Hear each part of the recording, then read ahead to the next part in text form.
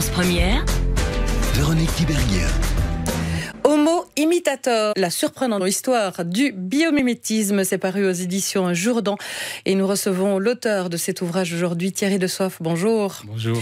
Vous êtes ingénieur agronome, vous êtes passionné de science, vous êtes, dit-on aussi, un synthétiseur d'idées. On essaye. Vous lancez en tout cas énormément d'idées, vous les créez, et aujourd'hui c'est l'auteur que l'on reçoit avec cet ouvrage consacré au biomimétisme. Biomimétisme qui visiblement vous passionne et dans lequel l'intérêt évidemment de l'homme pour la nature revient à travers son histoire, mais aussi la nécessité de comprendre pourquoi la nature nous offre tant ou peut tant nous offrir est aujourd'hui une évidence qui nous rendrait un peu plus humbles. La planète ne va pas très bien, je pense que tout le monde s'en rend compte. Les causes sont multiples, on peut en parler. La surconsommation et l'impact de nos industries sur le climat est tout à fait clair aujourd'hui. À travers ça, on doit se reconnecter avec la nature à tous les niveaux, au niveau de notre production de nourriture, de notre production d'énergie.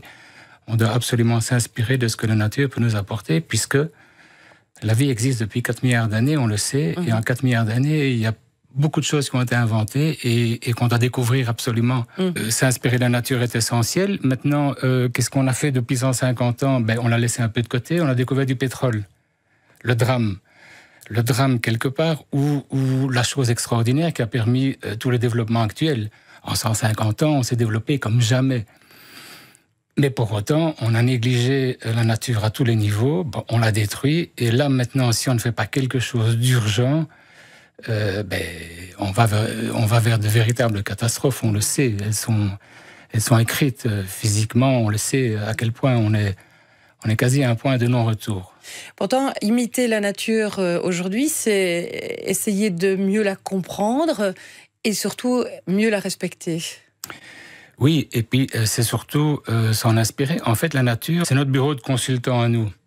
Je veux dire, plutôt que de vouloir inventer absolument tout ce qui pourrait améliorer notre vie sur la planète, profitons de tout ce qui a déjà été inventé par les plantes, par les insectes et par une foule d'autres animaux qui ont déjà résolu le problème. Donc, à nous, allez nous en inspirer pour créer des innovations durables. Ça veut dire qu'on doit créer des produits, des systèmes qui sont pensés dès le départ en termes de recyclabilité, pour remettre dans la nature, en final, très peu, enfin, si possible, pas de déchets, comme la nature le fait depuis toujours.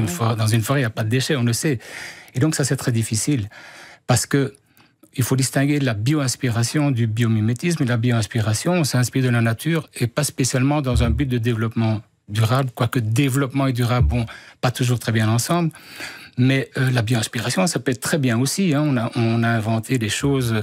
Par exemple, en médecine, on s'inspire beaucoup de la nature, des insectes notamment, pour améliorer notre confort, notamment avec l'invention des aiguilles nanopaces qu'on ne sent plus parce qu'on s'inspire de la trompe des moustiques. Maintenant, on s'inspire du cafard pour créer des objets médicaux. On s'inspire de la peau de requin pour créer des surfaces qui sont antibactériennes et des choses comme ça. Tout ça, c'est très bien. On ne parle pas spécialement de développement durable, mais on parle de choses très importantes. Maintenant, la chose essentielle, entre guillemets, c'est comment on va fournir l'énergie dont on a besoin dans les années qui viennent, puisque là, on est vraiment devant un nœud pas possible. Et surtout, si on parvient à produire de l'énergie plus ou moins propre, entre guillemets, qu'est-ce qu'on va en faire ? Si c'est pour aller toujours vers cette consommation de plus en plus importante, ça ne sert à rien. Il y a des inventions biomimétiques qui sont intéressantes. On parle des ailes d'avion, on parle des trains à grande vitesse inspirés du martin pêcheur, et tout ça, c'est très bien. Ça améliore les performances, mais surtout, il y a ce qu'on appelle l'effet rebond. Je veux dire, les compagnies aériennes, maintenant, elles consomment un peu moins grâce aux ailes inspirées des grands rapaces. Mais c'est pas encore ça. Mais ça reste une grosse consommation quand même. Ça reste une grosse consommation, c'est toujours le même problème. Je veux dire, c'est pas ça. L'objectif, c'est d'abord se rendre compte qu'on est dans une société de surconsommation. On nous pousse à la surconsommation, donc à la surproduction, donc à la pollution. Alors, on peut faire tous les gestes qu'on veut au niveau individuel, c'est très bien, mais il faut surtout que les industries et les gros groupes industriels transcontinentaux, les multinationales, fassent des efforts qu'elles ne font absolument pas pour l'instant, puisque ce sont ces mêmes entreprises qui investissent dans le solaire, dans l'éolien, etc. Du moment qu'on consomme, tout va bien. Mais c'est une catastrophe, la consommation aujourd'hui.